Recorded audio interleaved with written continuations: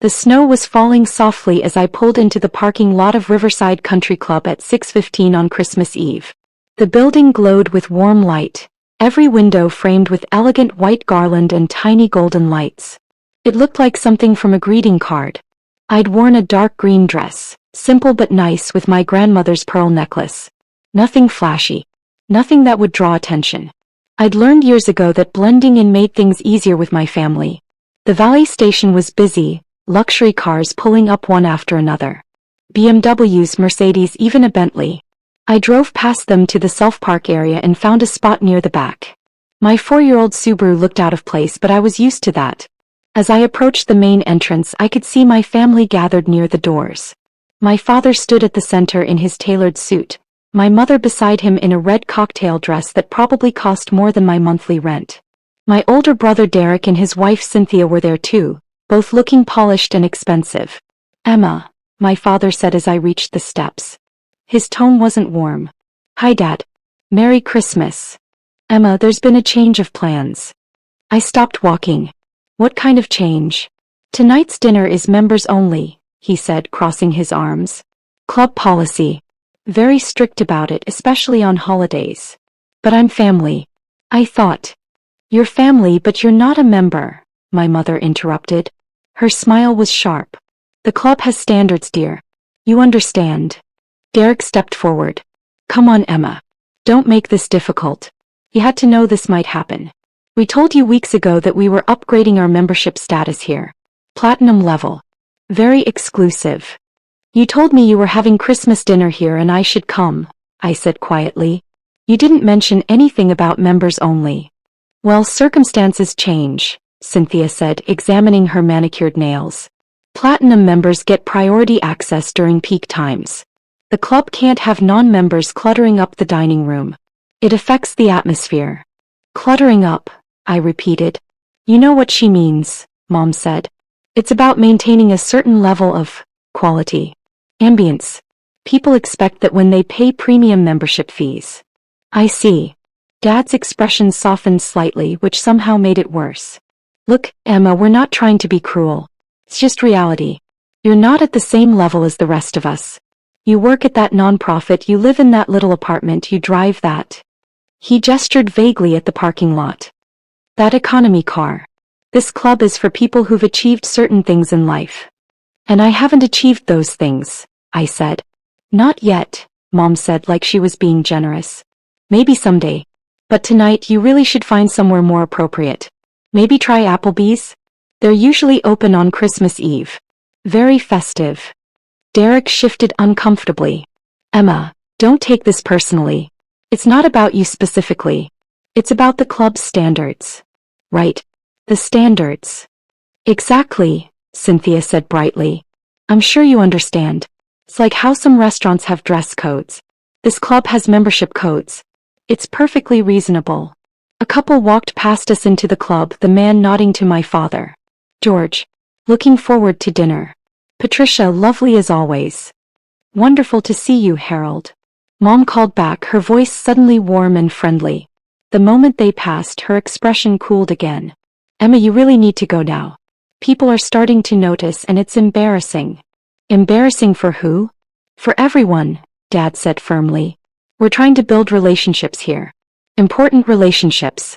Having you standing at the entrance well, it doesn't look good." "Like I'm some kind of beggar," I said softly. "Don't be dramatic," Mom snapped. "We're just being realistic about social hierarchies. You're 30 years old, Emma. You should understand how the world works by now." I looked at each of them. My father, standing like a security guard blocking entry to a place I supposedly wasn't good enough to enter.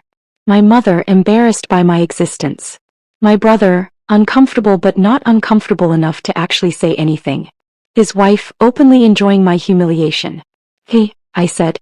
"I'll go." "Good girl," Mom said, already turning away. "Maybe next year you'll have improved your situation enough to join us." I turned toward the parking lot, my heels crunching softly on the light dusting of snow. Behind me I heard my family greeting more arrivals, their voices cheerful and warm. None of that warmth had been for me. I'd made it about 3 steps when I heard rapid footsteps behind me. "Miss Anderson. Miss Anderson, wait."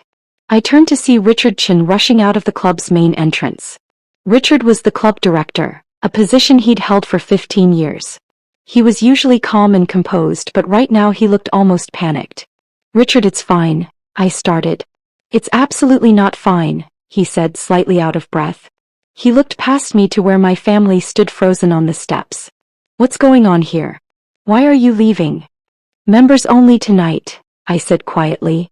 "Family explained the policy." Richard's expression shifted from concerned to confused. "Members only? We don't have a members-only policy on Christmas Eve. We're actually fully booked tonight, but that's because—" He stopped, staring at my family. "Did you tell Ms. Anderson she couldn't enter?" "Now look here," Dad started, stepping forward. "I don't know who you think you are, but we're platinum members of this club, and we have every right to determine who we dine with. I'm Richard Chin, the club director. We've met several times, Mr. Anderson, during your membership application process." "Exactly," Dad said. "So you know we're valued members. And we're telling you that our dinner party tonight is members only. Our family members only." "Your family members only," Richard repeated slowly. His eyes moved to me, then back to my family. "Mr. Anderson, do you know who Ms. Anderson is?" "Of course I know who she is," Dad said impatiently. "She's my daughter. And while we love her, she's not a member of this club, so she can't join us tonight." "Mr. Anderson," Richard said carefully, "Emma Anderson is not just a member of this club." "Right, she's not a member at all," Cynthia interjected. "That's what we've been saying." "No, Mrs. Anderson. I mean, Emma Anderson is not just a member." Richard's voice took on a strange quality.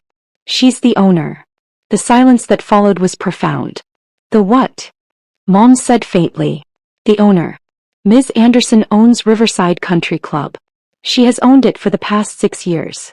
Derek laughed, but it sounded nervous. "That's impossible. Emma works at a nonprofit. She barely makes $40,000 a year." "I work for a charitable foundation," I said quietly. "I never said it was my only job." "But you—" Mom looked at me like she was seeing a stranger. "You drive a Subaru." "I like my Subaru." "You live in a 2-bedroom apartment." "I like my apartment." Dad's face had gone red. "This is some kind of mistake. Emma can't afford to own a country club. Look at her. She shops at Target." "Mr. Anderson," Richard said, his professional composure starting to crack, "I assure you there is no mistake. Ms. Anderson purchased Riverside Country Club 6 years ago through Anderson Holdings, LLC. She owns this property, the golf course, the tennis facilities, and all associated assets." A woman in an elegant pantsuit emerged from the entrance. Her name tag identified her as Sharon Mitchell, Assistant Director. "Richard, is everything all right? Several members are asking about the commotion." "Sharon, could you please confirm Ms. Anderson's ownership status for her family?" Sharon looked confused, then saw me standing there in the snow. "Ms. Anderson, I didn't realize you were here." "Of course." He turned to my family. "Emma Anderson is the sole owner of Riverside Country Club. She's also been incredibly gracious about maintaining our traditions and staff. We're lucky to have her." "This doesn't make any sense," Cynthia said, her voice rising. "How could Emma possibly afford to buy a country club?" "The same way I afford everything else," I said. "I work for it." "You said you work at a nonprofit." "I do. The Anderson Foundation, which I founded 8 years ago after I sold my software company." Derek's mouth opened and closed. "You sold a software company?" "I started it when I was 22. Sold it when I was 26 for $43 million. I used part of the money to start the foundation and I invested the rest in various properties including this club." $43 million, Mom repeated numbly. "That was the initial sale price. With the equity options and performance bonuses, it ended up being closer to $60 million. But I try not to be too specific about finances. It seems tacky." Dad sat down heavily on the steps. "You've had $60 million for 6 years and you never told us?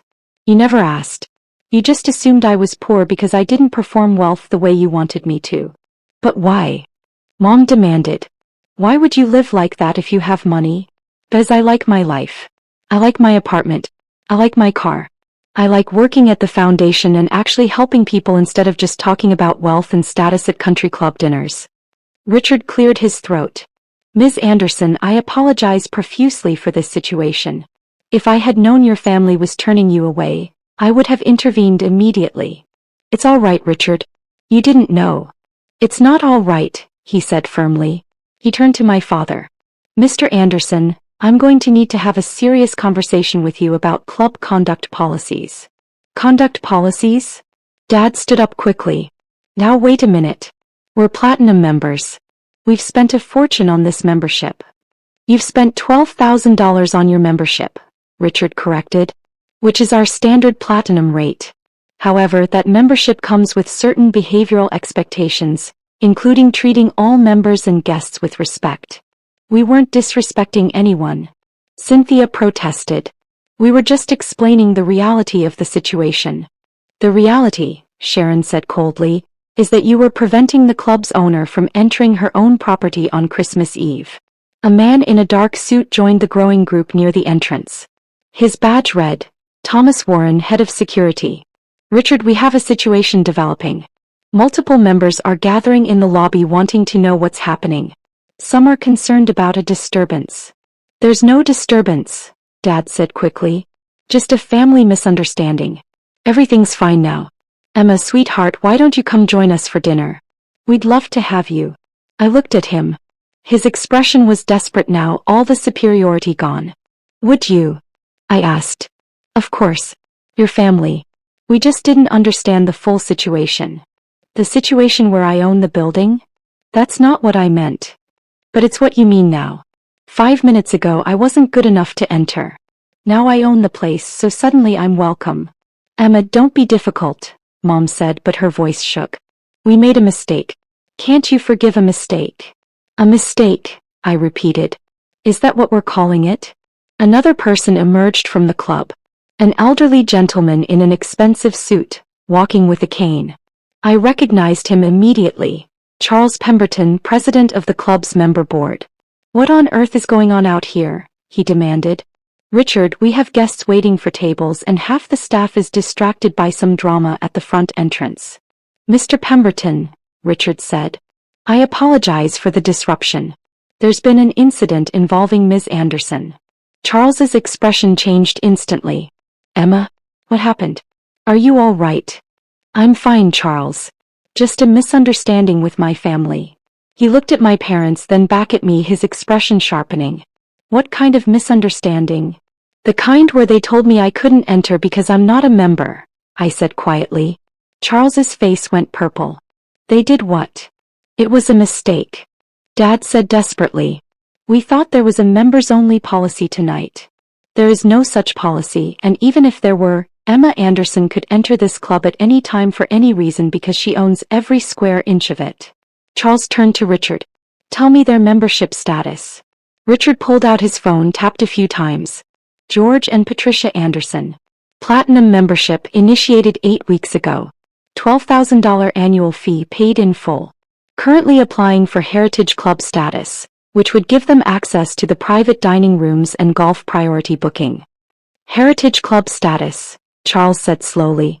That's under my committee's review, correct? Yes, sir. And we were planning to make our final decision on their application after the holiday? That's correct. Charles looked at my parents. Were you aware that Heritage Club status requires not just financial standing but also demonstrated good character and positive contribution to the club community? Yes, Mom said weakly. And you thought turning away the club owner from her own property on Christmas Eve demonstrated good character? We didn't know she was the owner. Cynthia burst out. She never told us. She let us think she was poor. I never said I was poor, I corrected. You assumed it because I didn't buy expensive cars or designer clothes. I didn't correct you because it didn't matter to me what you thought. Didn't matter? Mom's voice cracked. Emma, we're your family. Are you? Because family doesn't usually suggest I eat at Applebee's while they dine at a country club. Derek stepped forward. Emma, come on. This has gone far enough. Yes, we were wrong. We admit it. Can't we just go inside and have a nice dinner and work this out? Work it out, I said. You mean pretend the last 6 years didn't happen? Pretend you haven't spent every family gathering making comments about my little apartment, and starter car, and entry-level job? Pretend you didn't just try to ban me from a building I own. We didn't know you owned it. That's the point, Derek. You didn't know, but you still treated me like I was beneath you. The only thing that's changed is that now you know I have money. I'm the same person I was 10 minutes ago. But 10 minutes ago, I wasn't good enough for your platinum members' dinner party. A younger woman appeared, wearing the club's staff uniform. Mr. Chin, I'm sorry to interrupt, but we have guests asking about Ms. Anderson.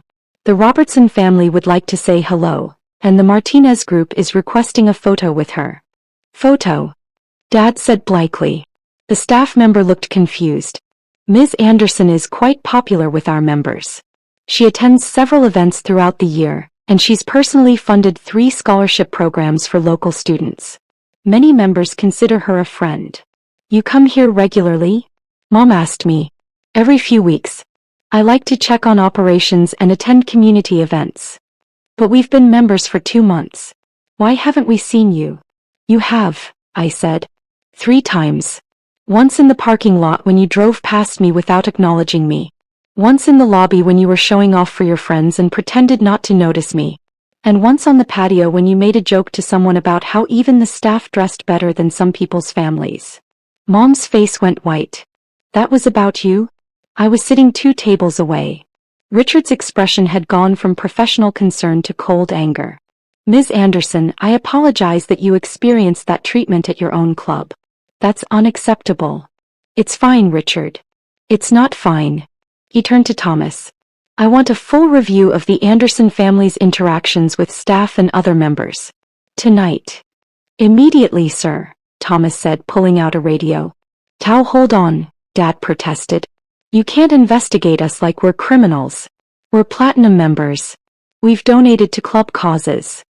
You've paid your membership fees, Charles corrected sharply. That's not the same as donating. And frankly, Mr. Anderson, your behavior tonight calls into serious question whether you understand what this club stands for. A couple approached from the parking lot, older, distinguished looking. The man nodded to me warmly. Emma. Wonderful to see you. Are you joining the Christmas dinner? Hi, Dr. Robertson. Mrs. Robertson. I'm not sure yet. Well, we hope you do.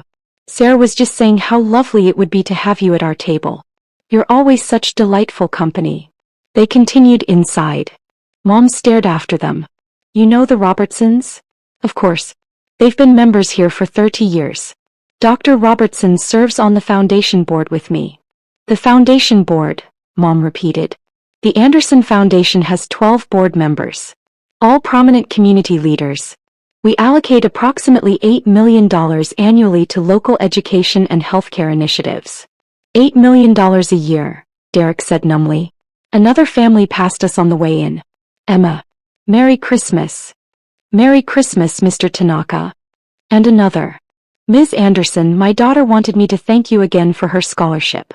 She's doing wonderfully at Princeton. I'm so glad to hear that, Mrs. Chin. Tell her I said congratulations. Each greeting made my family shrink a little smaller.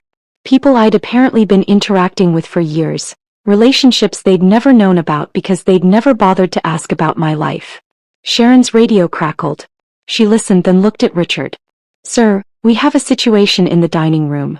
Several members are asking about the delay in seating, and the Anderson party's table is currently the focal point of attention. The focal point? Cynthia said nervously. The Robertson family has been asking other members if they knew about the incident at the entrance, Sharon explained. It's creating significant conversation. Charles made a disgusted sound. Of course it is. Emma, I'm deeply sorry about this. This club is supposed to be a place of community and respect. It usually is, I said. Tonight was just unusual. Unusual, he repeated. That's generous of you. Mr. and Mrs. Anderson, I think you should know that your behavior tonight will be discussed at the next Heritage Club committee meeting. Discussed how? Dad asked, fear creeping into his voice. Discussed in terms of whether individuals who treat the club owner with such disrespect are suitable for elevated membership status. Or any membership status at all. Mom gasped. You can't revoke our membership. We've paid for the full year. We can absolutely revoke membership for conduct violations, Charles said. It's in the contract you signed. Section 12, paragraph 3. Richard was typing on his phone. I'm pulling up their file now. I'm also seeing several incident reports from staff members. Incident reports? Derek said. 3 separate complaints from servers about dismissive treatment. 2 complaints from the valet staff about verbal rudeness. 1 complaint from the golf course superintendent about damage to the green that was never reported or paid for. That was an accident, Cynthia said. Accidents that aren't reported become patterns of disrespect, Richard said coldly. And now we add attempting to bar the owner from her own property. Ms. Anderson, what would you like us to do? All eyes turned to me. My family looked terrified. The staff looked angry on my behalf. Charles looked like he wanted to throw my parents out personally. I'd like, I said slowly, to have Christmas dinner. Of course, Richard said immediately. Your usual table? Actually, I saw that Dr. and Mrs. Robertson invited me to their table. I think I'll join them if that's all right. I'm sure they'd be delighted. And the Anderson party? Sharon asked, glancing at my family. I looked at my parents, my brother, his wife, all of them standing in the snow, their expensive clothes and jewelry suddenly seeming costume-like and fake. The Anderson party is welcome to stay for their dinner, I said. At their reserved table. Dad sagged with relief. Thank you, Emma. Thank you so much. We'll never. However, I continued, their membership status is under review pending the Heritage Club Committee's investigation into tonight's incident. Richard, please make a note that any future complaints about the Anderson family should be reported directly to me. Understood. And Charles, at the next board meeting, I'd like to propose a new club policy. Any member who demonstrates discriminatory behavior toward other members or guests based on perceived economic status should face immediate membership suspension. I'll add it to the agenda personally, Charles said with grim satisfaction. One more thing, I said. The Anderson party's application for Heritage Club status is denied. Permanently. Emma, please, Mom said, tears starting to form. We made a mistake. Don't punish us forever for one mistake. Heritage Club status isn't a punishment to deny. It's an honor to grant. And you haven't earned it. But everyone we know is Heritage Club level. Cynthia protested. How will it look if we're rejected? It will look like you faced consequences for your behavior. I imagine it will be very embarrassing for you. I paused. Maybe you could try Applebee's? Mom made a small wounded sound. Thomas spoke into his radio, listened, then looked at Richard. Sir, we have multiple members asking to speak with Ms. Anderson. The Martinez family, the Patel family, the Johnsons. Tell them I'll be in shortly, I said. I just need to finish up here. Ms. Anderson, Sharon said hesitantly, about the Anderson party's table. It's currently positioned in the main dining room with good visibility. Given the circumstances, should we relocate them somewhere more discreet? I considered this. My family waited, hardly breathing. No, I said finally. Leave them at their original table. Let them eat their Christmas dinner in full view of everyone. Emma, please don't do this, Derek said quietly. People will ask questions. They'll want to know why we're not sitting with you. Yes, they will. And what will you tell them? He had no answer. You'll tell them the truth. That you tried to turn away your own sister from a country club she owns because you thought she wasn't good enough. And then you'll sit there and eat your dinner and think about what kind of people that makes you. That's cruel, Cynthia whispered. Is it? Or is it just the natural consequence of your own behavior? Another group approached from the parking lot.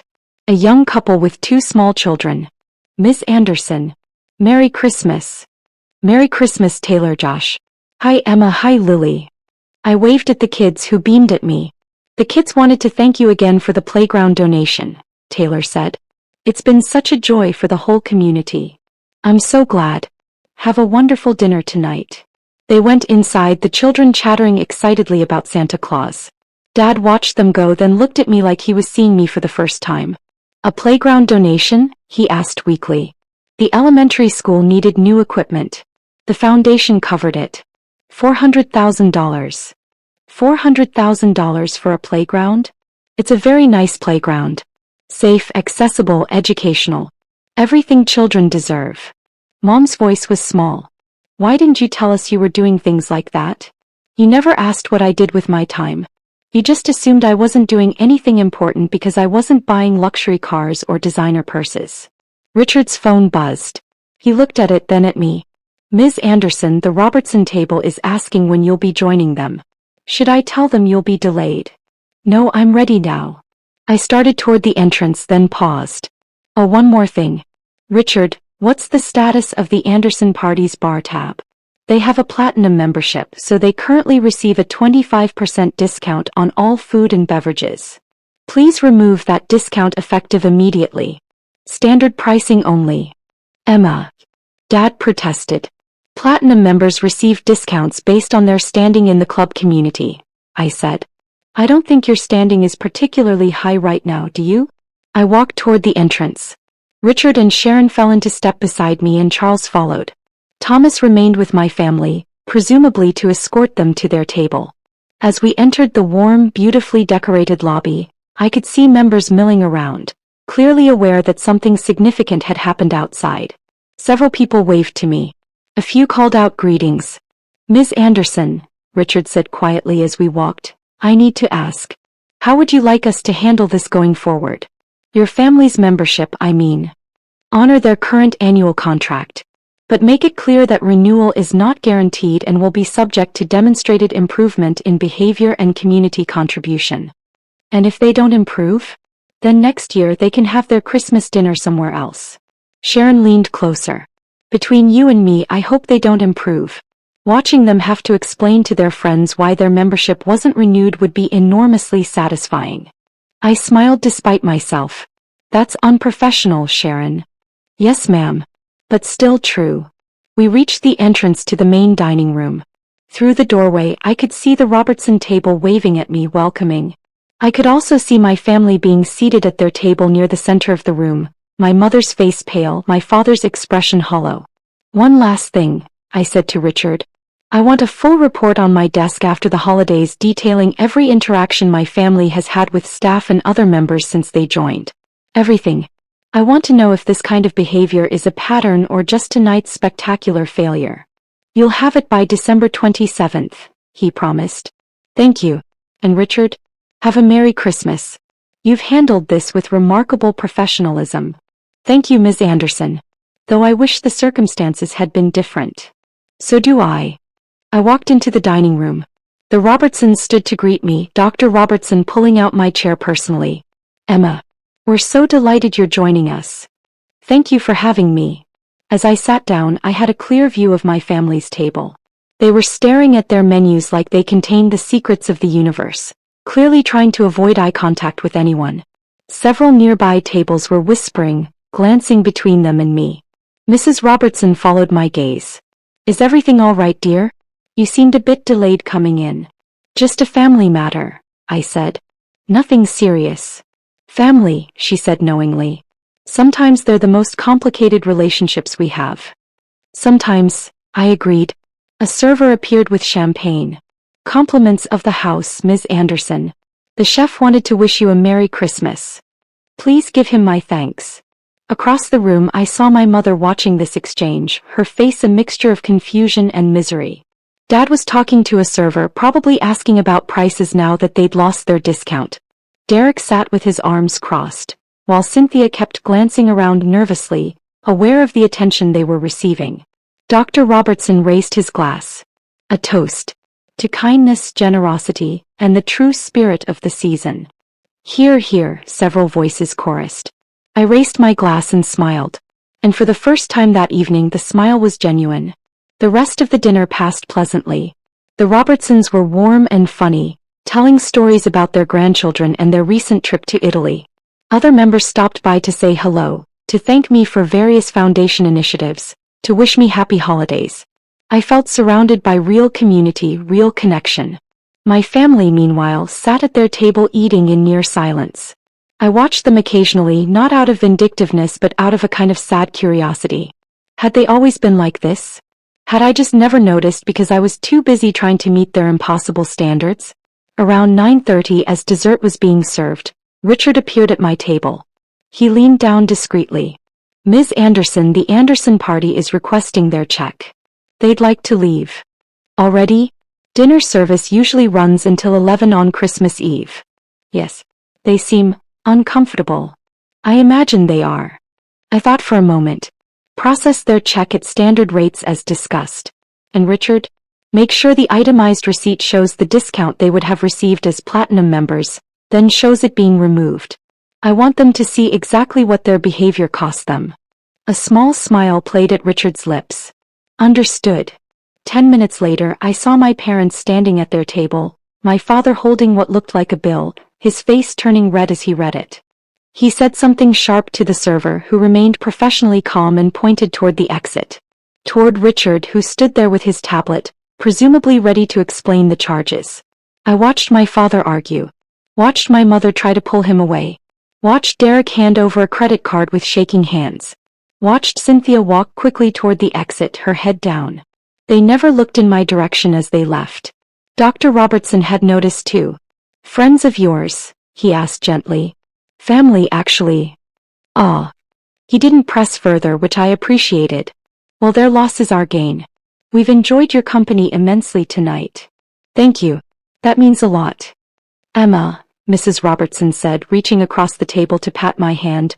Whatever happened tonight, I hope you know that the community here values you tremendously. Not because of your ownership of the club or your foundation work, though those are wonderful. We value you because you're kind, thoughtful, and genuine. Those qualities are far rarer than money. I felt my eyes prickle with unexpected tears. Thank you. Thank you. Merry Christmas, dear, she said warmly. Merry Christmas. I stayed until nearly 11, talking and laughing with the Robertsons and the other families who joined our table throughout the evening. People who knew me, really knew me, and valued me for who I was rather than what I had. As the evening wound down and I finally prepared to leave, Charles found me in the lobby. Emma, a word? Of course. He guided me to a quiet corner. I wanted you to know that I've already begun documenting tonight's incident for the board. Your family's behavior was unconscionable, and I want to ensure there are consequences.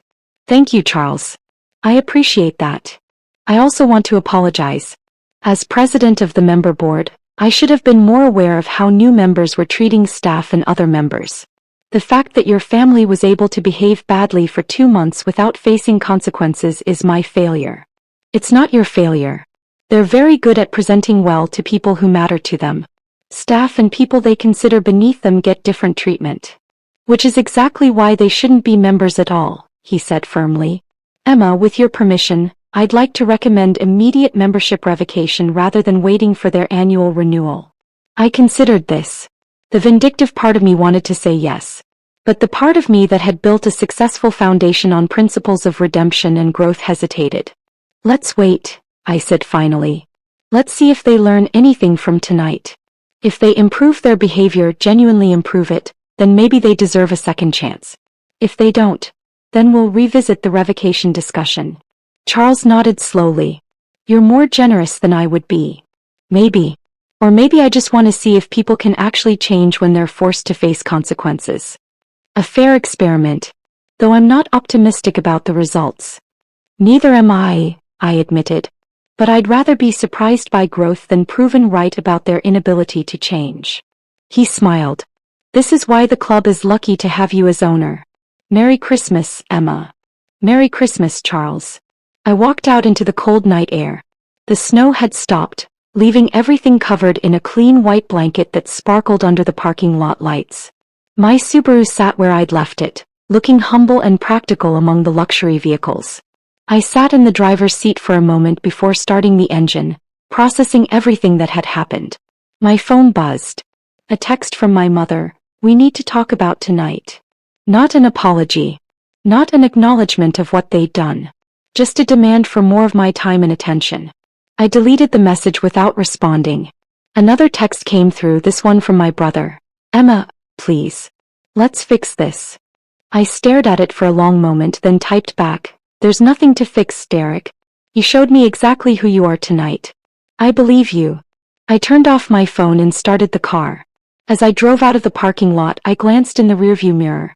Riverside Country Club glowed in the darkness behind me, warm and welcoming, full of people who valued kindness over status. My family had tried to keep me out. They hadn't realized I owned the key to every door. And tomorrow, they'd wake up to a world where everyone they wanted to impress would know exactly what they'd done.